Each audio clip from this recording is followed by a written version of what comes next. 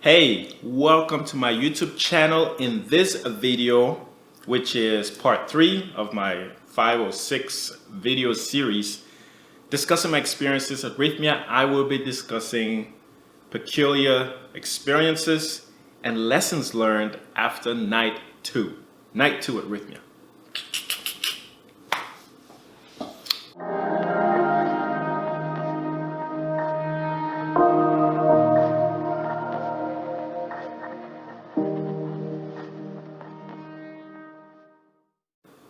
Guys, welcome to my YouTube channel. My name is Roland. My passion is making it easy for you to remember who and why you truly are. And in this video, I will be discussing peculiar experiences and lessons learned after night 2 at Rythmia. Okay? So night 2 at Rythmia for me was, just fascinating, all right? It was a fascinating night. The whole night was, okay? And again, I can't tell you, 4.5, 5 hours of the experience. And so I'm picking out some major lessons and major experiences, peculiar experiences that I had to share with you. And just as a reminder, I went to Rythmia to confirm all the information that I remembered after my spiritual awakening on August 21st, 2018. I wrote a big chunk of my book, Who and Why You Are All You Need to Remember. And then before publishing or before continuing to edit, I said, let me go to Rythmia and see if what I remembered is actually true. Yeah. And I got confirmation plus a ton more. Night 2 at Rythmia. This was Brad's night, right? Going deep with the boys is what they call it. Fascinating.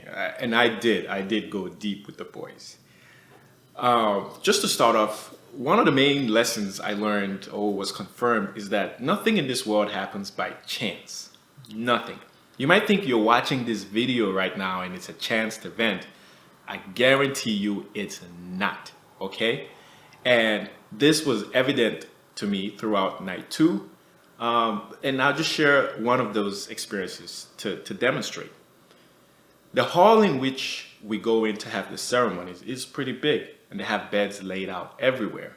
Some beds are laid out right next to the walls, which makes it easier for you to sit up, right? Because you have something, you have support, you have wall support to rest your back on. And many people have favorite places that they like to go to. And they feel like when they're there, they're gonna have a better experience. The interesting thing is, whether you like it or not, you always end up where you need to be. Like, you can't force it.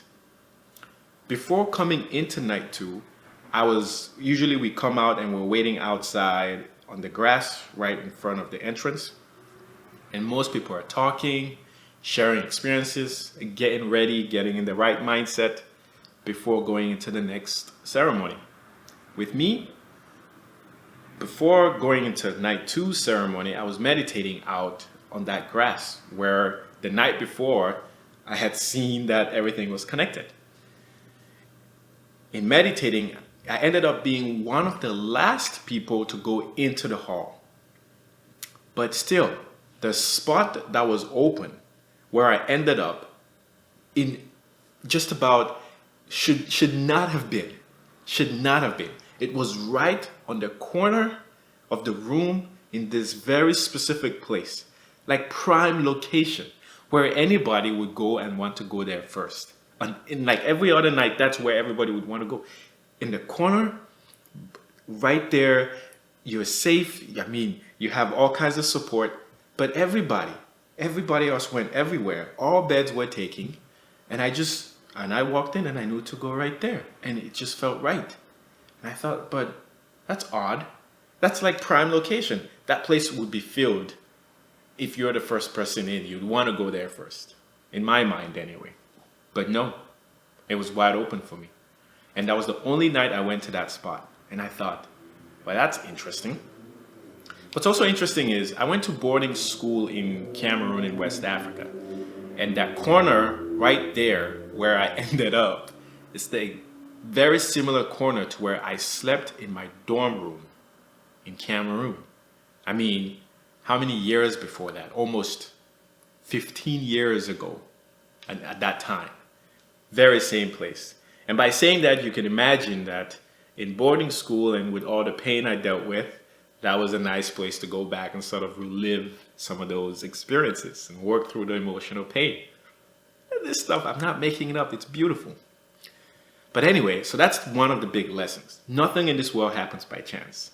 Second major lesson was this. Life is a play. We're all playing characters. That's why nothing happens by chance. We choose to play certain roles for each other. And because we're all connected, those roles are benefiting everybody equally, whether you think it or not. Seriously, by me making this video, I'm affecting the whole world, and vice versa. By you watching it, same thing. We are all connected, and we're all playing roles to help each other evolve and grow, like our soul, evolve and grow. And how did this play out for me that night? One, deja vu. Okay, so I'm in that corner, and as I'm sleeping, the music's playing, and I wake up. But when I wake up, I hear somebody laughing, I hear somebody crying, I hear somebody coughing. One of the doors to the bathroom is it's kind of broken. That when you open it, it was like dragging on the floor, and so you could hear it like open up. And I would hear that. Somebody laughing, somebody crying, somebody coughing. That door opened up and then shut. And then the music would play. In synchronicity, just like that. Somebody crying, somebody laughing, somebody coughing. Then the door, then the music. And then I was like, oh, okay, this is weird. And I'll go back to sleep. And then I'll wake up again. Same thing. And then the door opened. And then these people would walk through. The music would play. And you would see shadows, right? You would see many people wearing white. And then many people wearing dark. And I could see it play. It's just like, oh, we got both roles, light and dark, at play. And I would go back asleep. And I would wake up. The music, the door, the coughing, crying, laughing, and then the movement of the bodies. Half of the people wearing light, half of the people wearing dark. It was nuts. It's as though everybody was doing this to show me this experience. But no, they were just having their own experiences. But that's all I could see. In the same room, with everybody, listening to the same music, having my own unique experience, being influenced and affected by what everyone else is doing. But I only saw it and perceived it in the way I needed to learn a lesson, which was we're all connected, light and dark are part of the life here on earth. We are playing roles. And then when I finally hit and I go, this seems like hell. I keep experiencing the same thing over and over. What the heck? Something's got to change. As soon as I realized that, the scene changed for me. I'm talking the same people doing their stuff, the same music. The notes changed, the pitch changed. The folks were not coughing and laughing and crying anymore the way they were. The door wasn't opening and closing the way it was anymore. And then the repeated movement of the people wearing light and dark stopped. And then they went about their way. It's nuts. The same room with the same experience with everybody else. And I see this. And I think, life is beautiful. And I discuss it in my book. I discuss the whole idea of hell being a metaphor for experiencing the same thing over and over and over, responding the same way and thinking that it's going to change. It's not. Change your mindset and the whole experience changes for you. All right? That was one of the major lessons. There was another big lesson for me, which was kind of like a little form of death, where you literally just disintegrate. My whole body just disintegrated, and then it came back. But the whole time I was aware, and I was watching this happen. It's fascinating. It's very beautiful. I mean, it's a great metaphor of you are going to lose everything. You came to this planet to have an experience. You are going to leave this planet. whether you like it or not. One of my very good friends, Randy Weitenheimer, on my podcast Conversations with Roland, he said this, and I love this statement. The number one cause of death on this planet is birth. I mean, what? Okay? And there's so many other lessons that were shared on night 2, but that's kind of the big one, all right?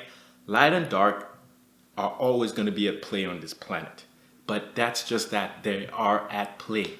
And this play is it's a play that we are consciously participating, which is helping us, all of us, experience life in different ways, and then also learn more about who and why we truly are. And this is true. Like, there's no way around it. And you have to really transcend your ideas of good and bad, of right and wrong, of light and dark, right? To understand this, to understand it. And I remember this during my spiritual awakening experience, and it got confirmed. It got shown to me in another way. Like, this is what you remember. This place is a play. This place is a school. This place is riddled with the illusion of separation, but you're really not. You're helping each other a ton, right?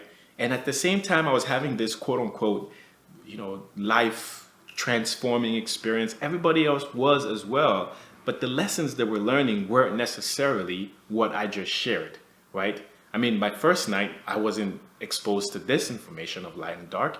First night was everything's connected. You remember this, right? Yeah, everything's connected. And then now it showed me that, oh, for sure, look, everything's connected. This is what you're doing here on Earth.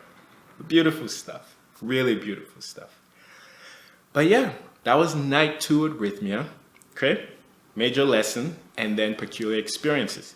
For more, please reach out. Email me, call me. No, don't call me. You don't have my number. Unless you do, I guess you can. But email me. Check out my website, rolandachenjang.com. Get a copy of Who and Why You Are. All you need to remember. If you're interested in going to Rythmia, tell them you saw this video and it kind of made it easier for you to decide to go. Right? Tell Jerry Roland said I should go to Rythmia, and that's why I'm here. But beyond that, yeah, I hope you found this fascinating. I certainly did while I was there. And even, 2 years later, I still remember those nights because they were amazing. Okay. So until next time, right? Video 3, I'll be talking video 4.